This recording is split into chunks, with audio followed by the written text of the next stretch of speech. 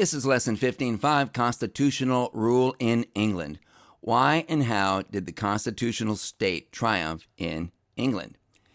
We've got College Board Topic 3.2, the English Civil War and the Glorious Revolution. Explain the causes and consequences of the English Civil War.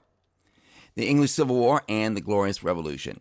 The English Civil War, a conflict among the monarchy, parliament, and other elites over their respective roles in the political structure, exemplified the competition for power among monarchs and competing groups. The outcome of the English Civil War and the Glorious Revolution protected the rights of gentry and aristocracy from absolutism through assertions of the rights of Parliament. So the place is England and Ireland. The time frame is about 1600 to 1689. So what was the Glorious Revolution and what were its causes anyway? Here are three interrelated causes that intersect each other all over the place. Number one, the divine right of kings doctrine versus Parliament's belief in shared power and a limited monarchy. Number two, religious intolerance in England. And number three, the need that England had for a monarchy, even if it was a limited one. And remember that the Anglican Church and the Church of England are the same thing. Let's start with divine right of kings doctrine. Who supported the divine right of kings doctrine? Kings didn't just come up with it by themselves. And we need to get to know Jean Bodin. He had been a French law professor and political philosopher. He was a member of the Parlement that we talked about in Lesson 15.2. And he wrote in the context of the French Wars of Religion from Lesson 13.5. On a visit to England, Bodin witnessed the 1581 brutal execution of English Catholic Jesuit priest Edmund Campion on the charge of conspiring with Rome to dethrone the Queen, but in reality for opposing the Anglican Church. Jean Bodin was a secular theorist. He was a Catholic, but he was also highly critical of the use of papal authority over state governments. He believed in a strong national government that was independent of church influence, and he opposed using government to enforce religion, especially after seeing Edmund Campion brutally drawn and quartered. As a French Catholic, Jean Bodin worked hard for religious tolerance. He opposed wars against the Huguenots in France, and he even tried to block royal taxation for the purposes of war against the Huguenots. And this got him into trouble with French King Henry III. Jean Bodin wrote the 6 books of the Republic in 1576. He was inspired to write it after seeing the St. Bartholomew's Day massacre in 1572. And in the book, Bodin did a thorough examination of a wide range of theories and past republics. He even examined astrology and numerology. And he rejected the idea of a mixed constitution, combining democracy, aristocracy, and monarchy. He rejected what was called resistance theory, which is the idea that certain circumstances justified disobedience. And the 6 books of the Republic was wildly popular. It became a foundational treatise for politique theory. So what were Jean Bodin's views in the 6 books of the Republic in 1576? Bodin believed in a hereditary monarchy. The monarch's power should be sovereign. In other words, not subject to any other branch of government. However, the monarch's power could be somewhat limited by the courts and by representative bodies. Most famously, Jean Bodin argued that the monarch must be responsible only to God. The monarch should have sole authority to make laws, and the monarch should administer justice. The monarch should control the state's administrative system, and the monarch should determine foreign policy. Then we have King James I and divine right of kings. James I of England had ruled Scotland for 20 years as James VI before becoming King of England in 1603. As James VI of Scotland, James I had proven himself to be a popular and effective Scottish monarch. And he knew for many years that he was the most likely successor to the childless Queen Elizabeth. and he believed that God had assigned him to unite Scotland and England under one crown. James worked like crazy to ensure that his succession to the English throne would happen. During the Spanish Armada, James pledged his support to Queen Elizabeth, calling himself your natural son and compatriot of our country. And Queen Elizabeth was already paying him a substantial annual pension to keep him happy. In her letters to him, Elizabeth called James dearest brother and cousin. James I and his upbringing. He had a Catholic mother, Mary, Queen of Scots of all people. Mary was at the center of violent conflict between Catholics and Protestants in both England and Scotland for many years, as we've already learned. And after almost 20 years of holding Mary in captivity, Elizabeth I reluctantly decided that she had no choice but to put Mary to death. So James I was separated from her while he was still a baby, and he grew up not knowing her. He was raised by regents, tutors, and keepers as a Protestant. He was raised to believe that his mother was wicked, and it's not known what his true feelings were about her. In 1598, James VI, as he was known, published The True Law of Free Monarchies, and in this book he defended the divine right of kings. He claimed that kings were higher beings than other men, and he argued that kings should be able to impose laws by royal prerogative, that is to say, absolute power. And he argued that the only constraints on a monarch should be tradition and God. When James VI of Scotland became James I of England in 1603, he made good on his views. James I dismissed Parliament in 1610 and again in 1614 over money and taxation issues. James I ruled without Parliament from 1614 to 1621. And to get revenue, he employed merchants who could raise money for him. He sold noble titles, baronetcies, to get a lot of his income. In summary, King James I was an outspoken believer in the divine right of kings doctrine. James I, who ruled actually from 1603 to 1625, declared his divine right of kings explicitly to the House of Commons.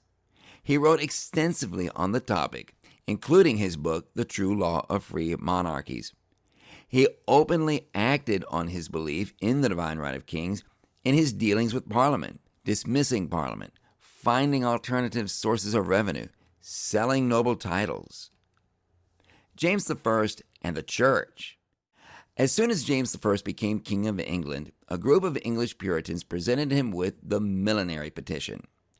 And this petition demanded that James I get rid of all things that Puritans found distastefully Catholic about the Protestant Church of England. This notably included getting rid of the Church of England's bishops. These Puritans didn't like the hierarchy. James I believed that supporting the authority of these Anglican bishops was essential to maintaining royal power, and his response to their demands was, if bishops were put out of power, I know what would become of my supremacy. No bishops, no king. When I mean to live under a presbytery, that is Calvinism, I will go to Scotland again. It should be no surprise to us that these Puritans, who were Calvinists, hated the idea of church hierarchy.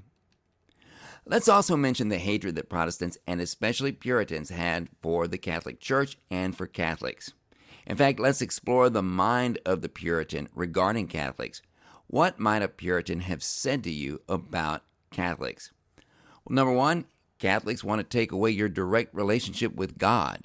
They want to replace your relationship to God with empty rituals and sacraments. They want to put a caste of priestly gatekeepers between you and your God. 2, Catholics want to take away the purity of your faith. They want you to replace it with idolatry. They want you worshiping saints and statues. Number 3, Catholics want to take away the simplicity of your worship. They want to replace it with ornate fixtures and gaudy, distracting decorations and priestly robes. They want to tell you what hymns to sing and what prayers to pray. 4. Catholics want to take away your Bible. They don't want you to read it for yourself. They want to tell you what they think it says. They want to control your understanding of God and of the Christian life for their own purposes. 5. Catholics want to take away your money. They want to give it to monasteries. They want to give it to bishoprics. They want to buy property with it. And they want to send it to Rome. 6. Catholics want to take away your country. They want to run your country's government. They want your king to work for them. King James I said it best himself, no bishops, no king. Yes, the bishops James I was referring to were Anglican bishops, but Anglican bishops and Catholic bishops are dangerously similar in almost every way. How much effort would it really take to make all those Anglican bishops Catholic? Catholics want England to be dominated by other countries like France and Spain who have Catholic kings and Catholic agendas. In order to try to get some reconciliation between the Church of England and the Puritans, James I called the Hampton Court Conference in 1604. King James I himself was well versed in matters of theology, and he presided over the conference himself. His position was that the monarch should continue to rule the Church of England, also known as the Anglican Church, through its bishops. The Puritans hated everything about the Church of England that even hinted of Catholicism.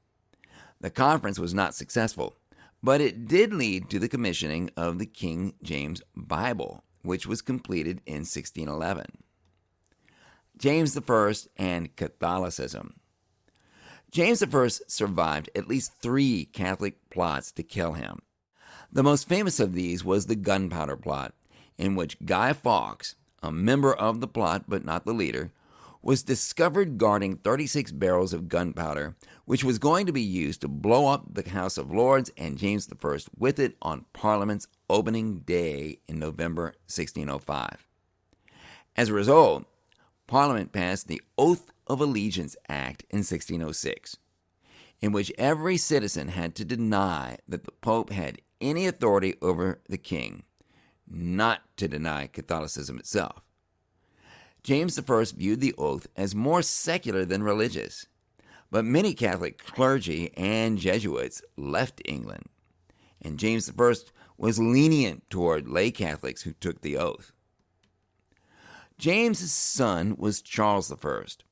King Charles I inherited 2 attitudes from his father James I: his absolute belief in the divine right of kings and his total disdain for Parliament. He married a French princess, the daughter of Henry IV, and a Catholic, and he imposed the Anglican Common Book of Prayer on Calvinist churches in Scotland.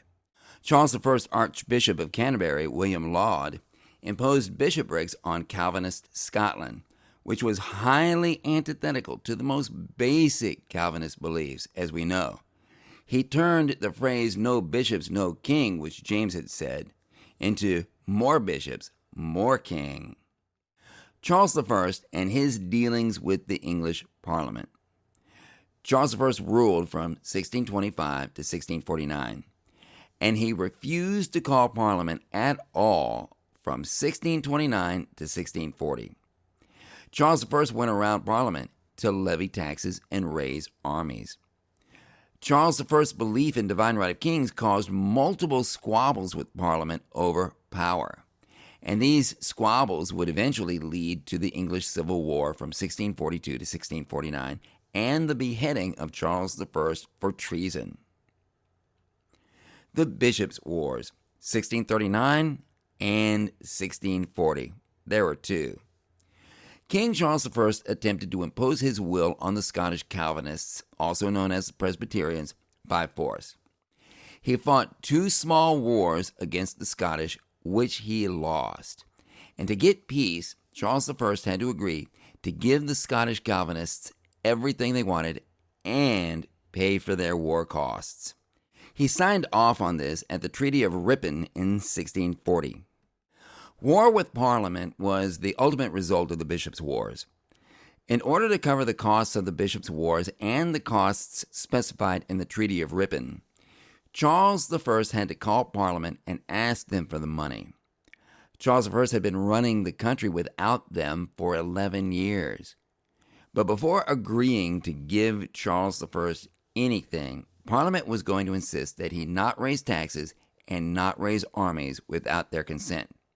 And this dispute resulted in the English Civil War between the Parliamentarians, also known as the Roundheads, and the Royalists, also known as the Cavaliers, from 1642 to 1649. The New Model Army. This was the name of a parliamentary army which was formed to fight Charles I in 1645 with Oliver Cromwell as second in command. This was a highly mobile, professional army. Cromwell recruited heavily from hardened military veterans, and these soldiers also had Puritan beliefs like Cromwell's own. Like Cromwell, these soldiers had radical, dissenting religious views. Parliament often had trouble raising enough money to pay them. But in 1648, the New Model Army defeated Charles I's Royalist forces, and Charles I was captured. The execution of Charles I.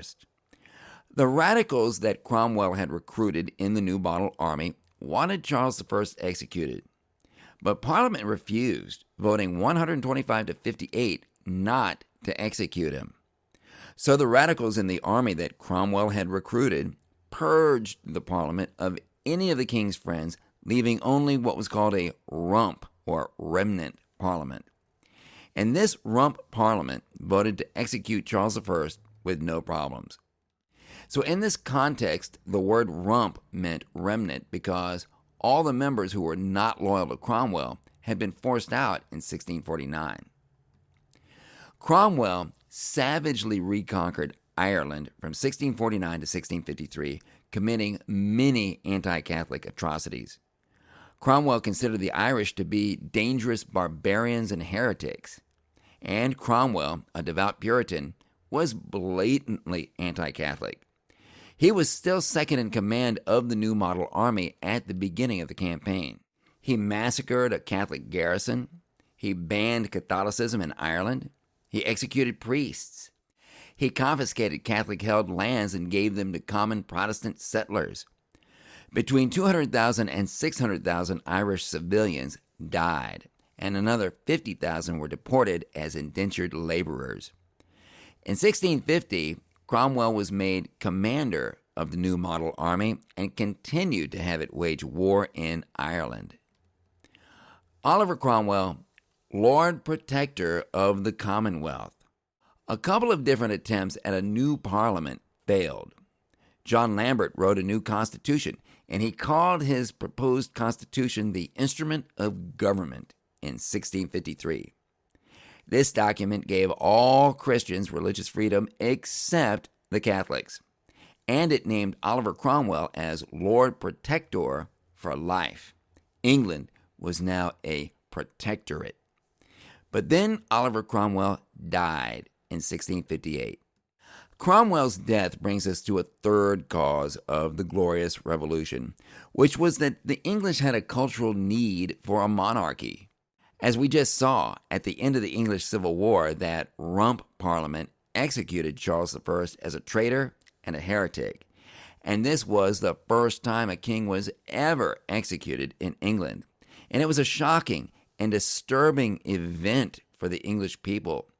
The full parliament had not even been close to wanting to do it. Oliver Cromwell ruled England as military dictator until 1658, ruling not as king, but as Lord Protector. He referred to England as the Protectorate. He divided the country into military districts. He kept a standing army. As we just mentioned, he had the army prepare a constitution for the country called the Instrument of Government in 1653. The Instrument of Government, however, was never ratified because Oliver Cromwell quarreled with the Rump Parliament just like the kings he hated had done. James I and Charles I, as we saw, had conflicted with the full Parliament when they were alive. But in 1655, Cromwell even dissolved the Rump Parliament, shouting, "In the name of God, go." Cromwell was also a mercantilist, just like the absolute monarch Louis XIV. Cromwell passed the first Navigation Act in 1651, requiring many English goods to be transported exclusively on English ships.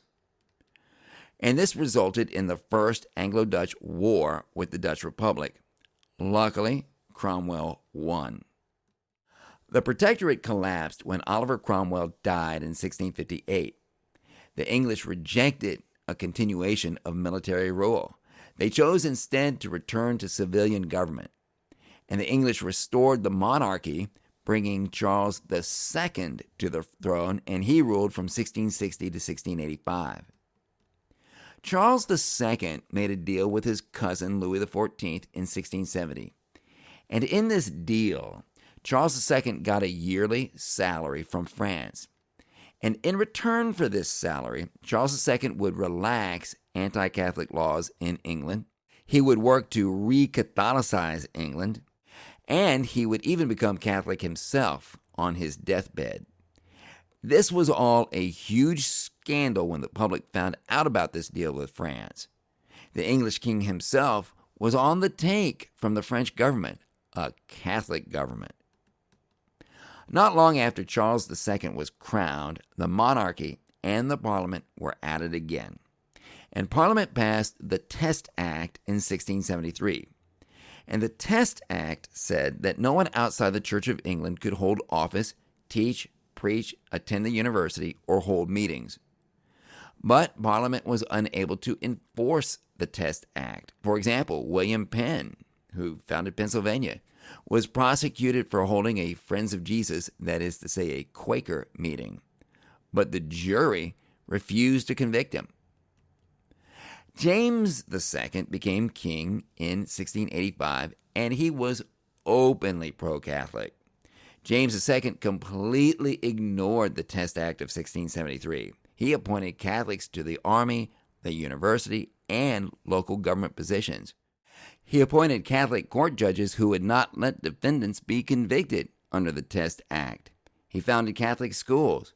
He declared religious freedom to all, including Catholics. As we have seen, Puritans in the House of Commons were very suspicious of both the Church of England and the Stuart monarchs, James I, Charles I, Charles II, and James II. They felt that the Church of England retained too many Catholic elements, and they felt that all the Stuart kings exhibited Catholic connections, Catholic sympathies, and Catholic agendas. When the rule of James II, who ruled from 1685 to 1688, became unacceptable to Parliament, they replaced him with another monarch.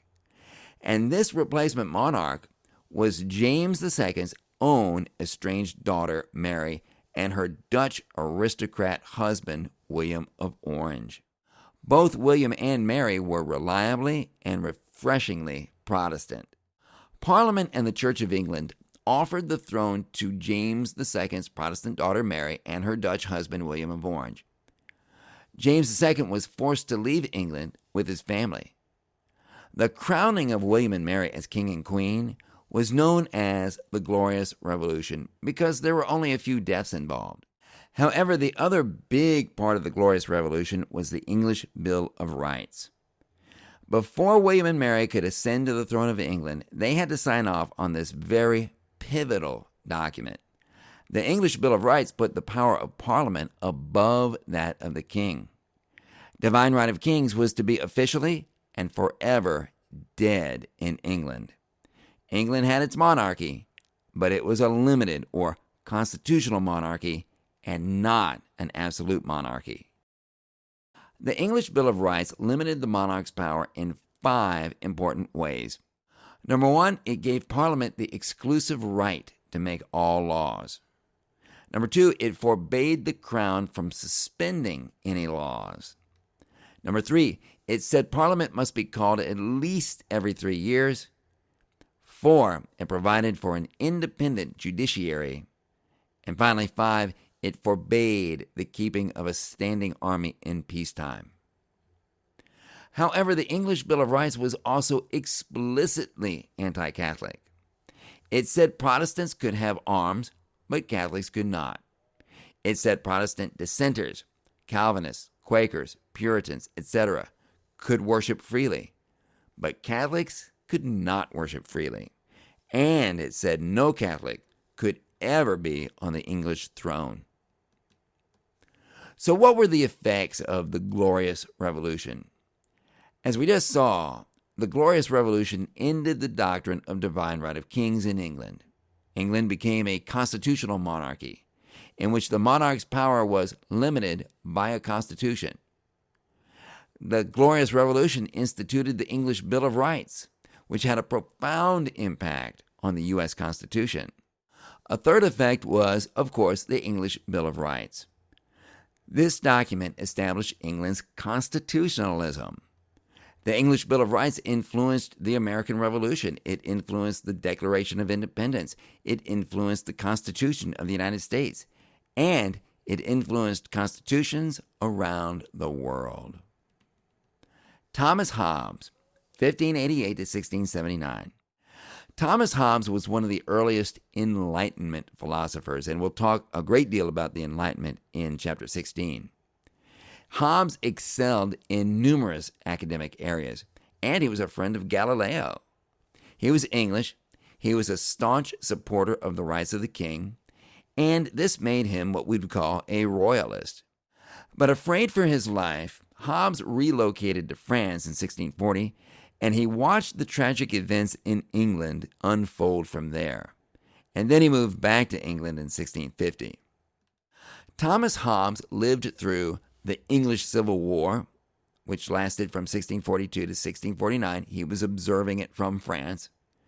He lived through the regicide of Charles I in 1649, again observing from France.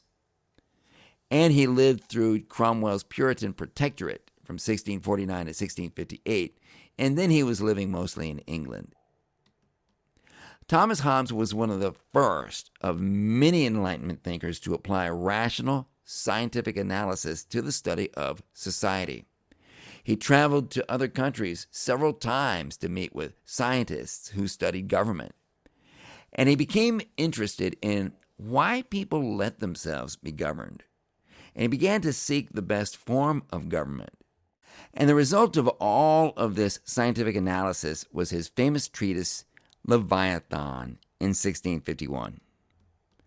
Leviathan was Thomas Hobbes' response to the English Civil War and the death of Charles I at the hands of the Puritans. And 1651 was just 2 years after Charles I was beheaded.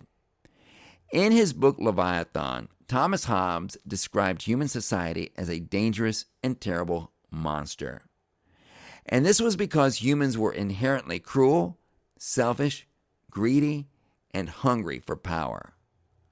People needed a strong absolute monarch to protect them from themselves. And even if a monarch was bad, that was still better than the alternative, which was chaos, destruction, and death. Hobbes argued that of all the alternative forms of government, the only true and correct form of government was absolute monarchy. In an absolute monarchy, as we know, the king has the right to wield supreme and unchecked power over his subjects. If people are placed in a, quote, state of nature, they will be in constant warfare with each other. Now, the state of nature was an Enlightenment term for a theoretical situation in which humans would have no social, legal, political, or cultural norms at all. And it was kind of like the idea of a primordial state. So Hobbes believed that absolute monarchy was necessary to check this state of nature. In 1666, the Parliament condemned Leviathan as atheistic, and Hobbes was not allowed to publish in England for a time. In Leviathan, Thomas Hobbes was one of the first of many Enlightenment philosophers to describe the idea of what he called a social contract. A social contract is an existential agreement between a people and a ruler. It doesn't have to be written down anywhere. Maybe you can't see it.